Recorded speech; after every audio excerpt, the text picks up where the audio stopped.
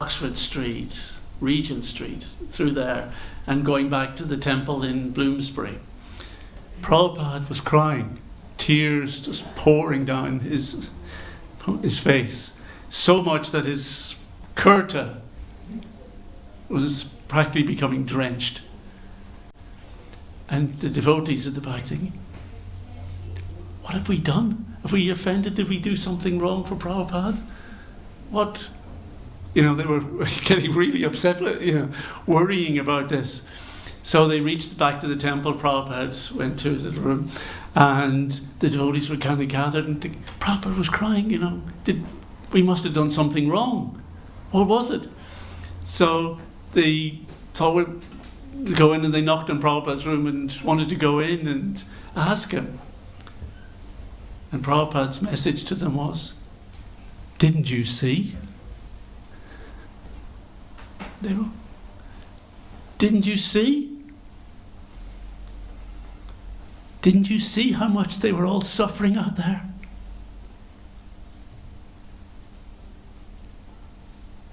This is the vision of someone who actually has attained spiritual knowledge. Paradukkha dukhi. They have no misery for themselves, but their pain is seeing the hurt and suffering of others. And the devotees were shocked because, no, they hadn't seen. They'd looked out and seen people who seemed to be enjoying an afternoon shopping on, one of the busiest streets in the world, having, out doing what they wanted to do. But Prabhupada was just seeing that as the suffering that they're going under. They're distracted. They're working so hard to make some money in order to go and spend it. That's the cycle of their activity. A cycle that they'll repeat day after day, week after week, year after year, until it all runs out. Human life gone. What to show for it? A few things we've bought, a few things we've put aside. So Prabhupada was trying to encourage us to be aware of the importance of human life. We are meant to be happy. We are meant to be blissful, happy beings. But we're not going to do that by engaging in material activities which by their nature are temporary, frustrating, not even satisfying when we get them, and certainly annoying when we lose them. There really isn't much going for it. So if we dedicate our time and energy to that, it's just wasted time. When we could be finding and searching the absolute truth. Not just spending our time searching for it. It's actually very easy to find the absolute truth. Shockingly easy, and this was the message that Srila Prabhupada wanted to bring. He told the reporters when he finally got to London in 1969 that, I've come here to teach you what you've forgotten. God. Meaning that there is an opportunity to know God personally. Not just make it some kind of concept that you can discuss, I think I believe it. No. It's something that you can know. It's a person who you can know intimately. Wouldn't that be nice?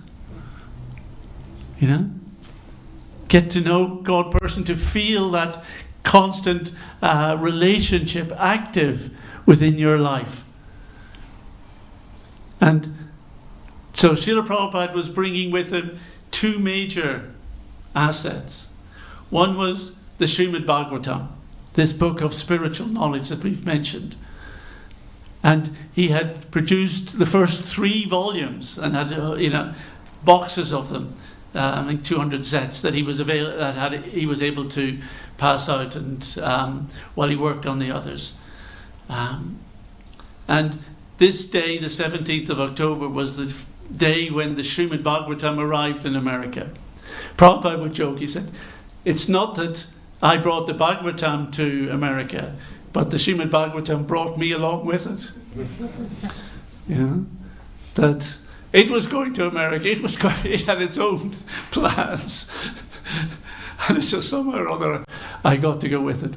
And there was an interesting little story in our ISKCON newsletter. I don't know if you saw it this morning, but now the Srimad Bhagavatam has reached not just 5, 6 continents, but the 7th continent, Antarctica. So now the Srimad Bhagavatam, thanks to the devotees in Argentina, where you're going, managed to get the Srimad Bhagavatam to the scientific observatories and libraries that they have in Antarctica. So it's kind of nice for us to be able to report to Srila Prabhupada that, yep, now your books are actually present all over the world, in every continent. And the other asset that Srila Prabhupada brought with him, major, was the Hare Krishna Mahamantra. And of course, we are known as the Hare Krishna people. Why? Because all day long we go, Hare Krishna, Krishna Krishna, Hare Hare, Hare Rama, Rama Rama, Hare Hare. I remember the first time I heard that, which was when the devotees had recorded it with George Harrison, and it got into the charts in the UK, and it was just, I still think that's the only way to sing Hare Krishna. There's this beautiful voice of the devotee, Jamuna Devi, singing. This isn't an ordinary sound. This isn't an ordinary song. This is directly a sound vibration from the spiritual world. It may seem that we are vibrating it with our ordinary tongues and voices, but we are being given the chance to utilize our voices in order to manifest a sound vibration that perfectly manifests God. That is the point of this mantra. We are voicing a sound vibration that is the personal presence of God and can be realized as we become attentive and loving towards that sound vibration. It is not a cheap thing. It is not a cultural thing. Goloka Premadana Harinama Sankirtan. This Harinam, this Mahamantra, has come down from the spiritual world. It is like an incarnation of God in itself. It is the sound incarnation. And when we chant it with attention and with love and calling out for it, then we start to appreciate this relationship we have with the sound vibration and with the sound vibration as Krishna. So we sing it together, which is a wonderful way of doing it. We do it in gentle bhajans, gentle style, and we do it personally as a meditation. And however you think you can bring it into your own life, however you think you can kind of focus on it. And if you're at all interested in this search for the absolute truth, just try it. Try this chanting of the Mahamantra. Hare Krishna, Krishna Krishna, Hare Hare, Hare Rama, Rama Rama, Hare Hare. Srila Prabhupada believed that if he simply introduced people to spiritual knowledge and the opportunity to practice a spiritual meditation, a pure spiritual meditation of the this Mahamantra, then actually all questions about who we are, where we belong, who is God, how to connect with God are answered within that process. It may sound simplistic. Krishna consciousness is far from simplistic. But it is simple. It is simple because it's just your heart and God's heart connecting through this vibration. We're not asking you to believe in something. We're not asking you to accept something you don't want to believe in or don't understand.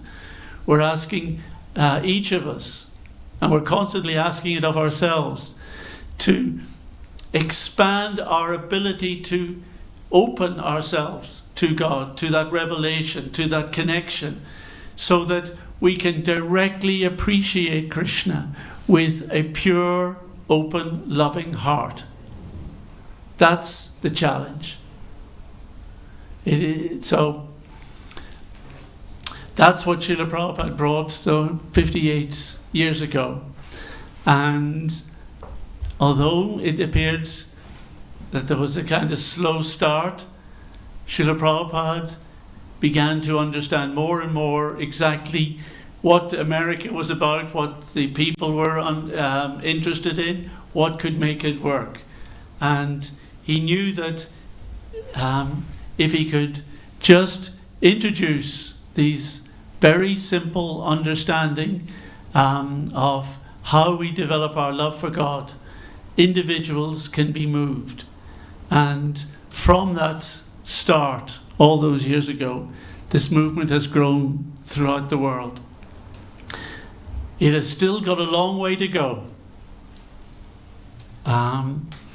It is still required to help so many other people understand what is important in life, what outlook would actually bring peace, what would bring happiness to others, how we can avoid the sort of madness that we sometimes seem to get into in modern life, how we can avoid the sense of animosity and conflict that we so easily get into with other human beings, how we can avoid the exploitation both from rich to poor, from powerful to weak, and even from humans to other creatures, and from humans to the planet. How we can avoid that type of exploitation and that sort of mentality. So we have so much work to do. So on this day, as Prabhupada was called and dedicated the rest of his life from that first connection that he had with his spiritual master, he dedicated every ounce of his energy for the rest of his life to seeing how can I bring this message to the people of the world. And if there's any takeaway from this day for all of us, it's if this is what Prabhupada was willing to do for us, we have to think, what are we willing to do for him? And particularly, what are we willing to do for others? How can we give our energy to furthering Srila Prabhupada's mission? To say it's not a sectarian mission, it's not a personal thing, it's not making anyone rich in this world. It's simply trying to make everyone in this world happy, peaceful, and spiritually fulfilled. That is our mission. Hare Krishna. Srila Prabhupada ki jai. And I think we've got time for a couple of questions. Thank you so much, Akhandadhi Prabhu. So we have little time for some questions. Is there any?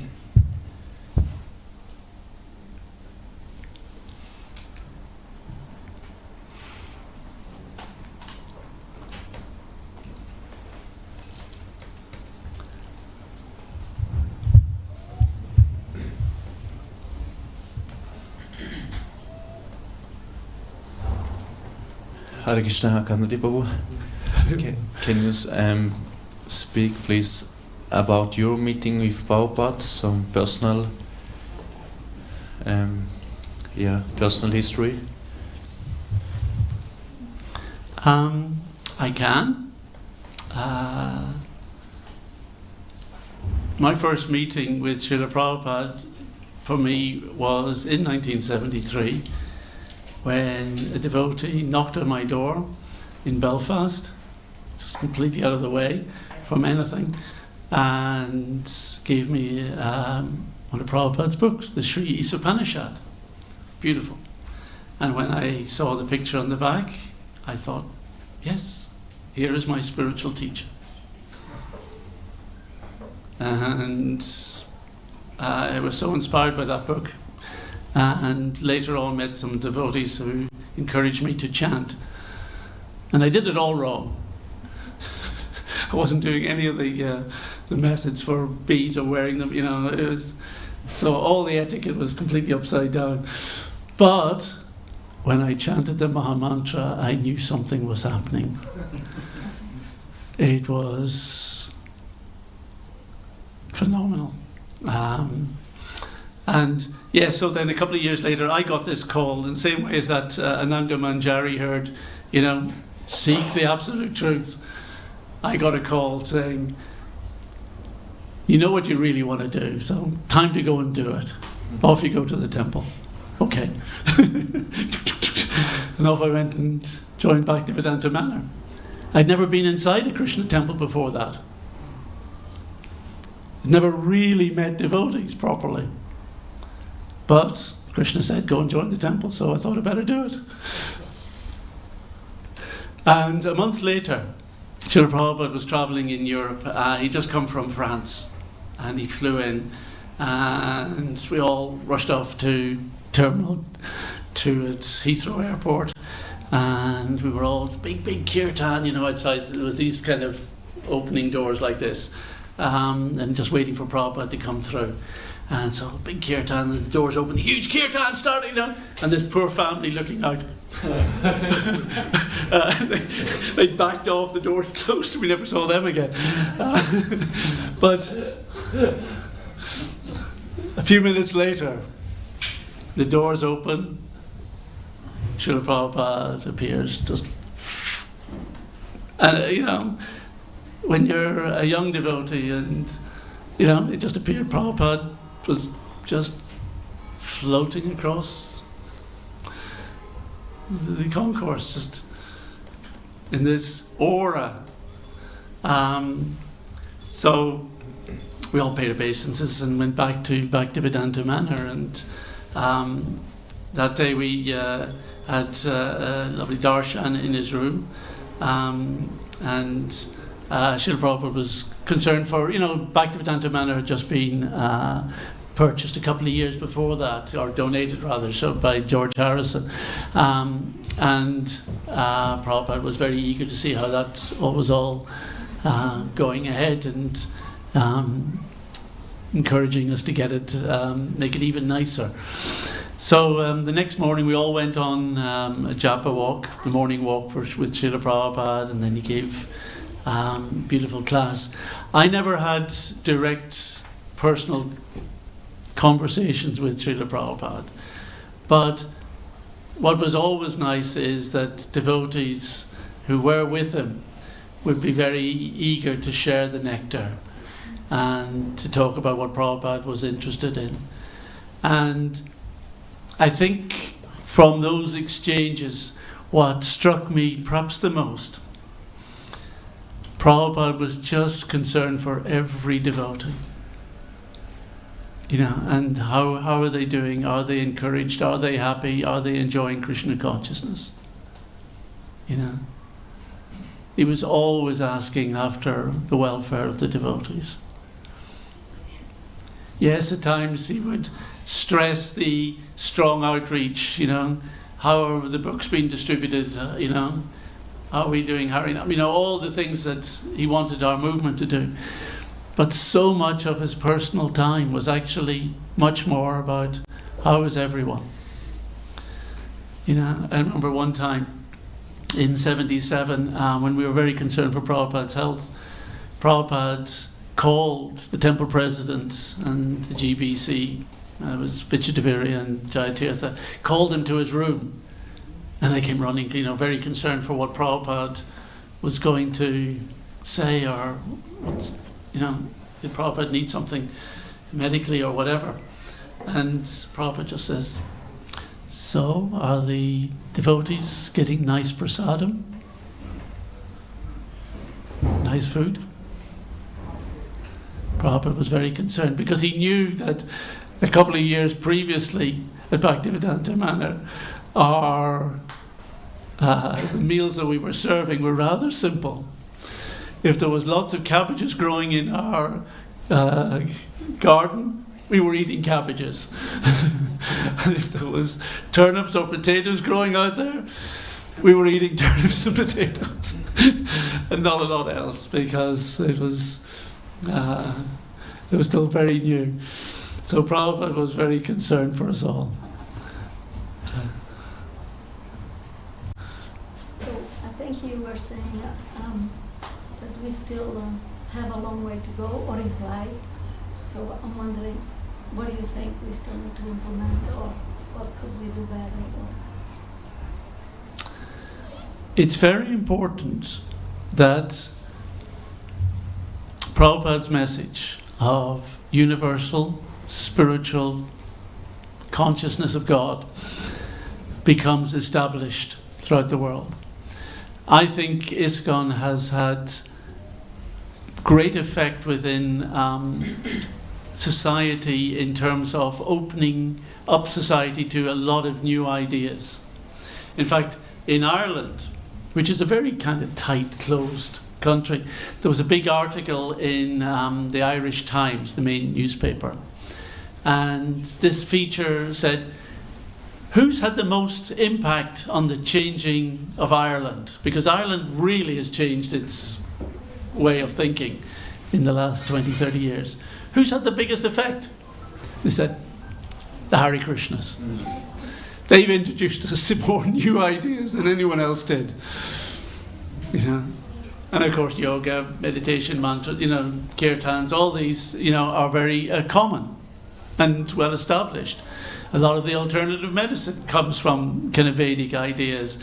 A lot of the attitudes towards looking after the planet, the sustainability ideas that were at the core of Krishna consciousness from the very beginning are now becoming, really, we should have adopted that a long time ago. And these are all nice, but still, until people actually get spiritual fulfillment, all these other aspects of which may be conducive and helpful and nice still need to, they still need that fulfillment. And we have to take our message out broadly. So, yes, this is a day that we remind ourselves of what Prabhupada went through to bring Krishna consciousness to us. Let's see what we can do to bring it to others. My feeling is that we are not as coordinated in our efforts together as we could be. I think so many devotees are doing so many nice things that they can do within their own little sphere and situation, but we're not leveraging that up to show the public how much they can partake in Krishna consciousness. And I think that's a challenge. The danger is that people don't attack us in the same way as they used to. In the 70s and 80s, the movement was under attack all the time by the government, by the churches, by academics, and so on. They considered us a threat to their culture and way of life. Even Prabhupada recognized that from his first days in Butler, Pennsylvania. He noted that, the individuals were interested in their own way, but the churches were just concerned, what are you doing coming here, trying to take our sons and daughters or whatever.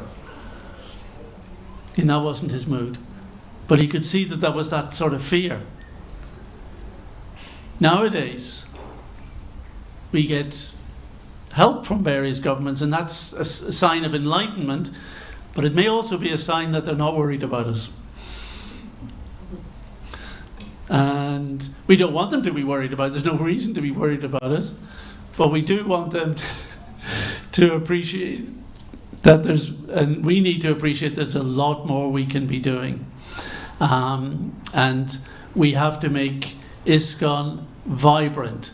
Prabhupada wanted that when anyone is thinking spirituality, who do they turn to? Krishna. They turn to the devotees. Because it's universal, it's deep, it's authorized, it's got the most comprehensive philosophy and theology. And anyone who studies Prabhupada's books can see, wow, all the answers come here. All the other issues that philosophers and theologians and scientists have been wrangling over for centuries and centuries,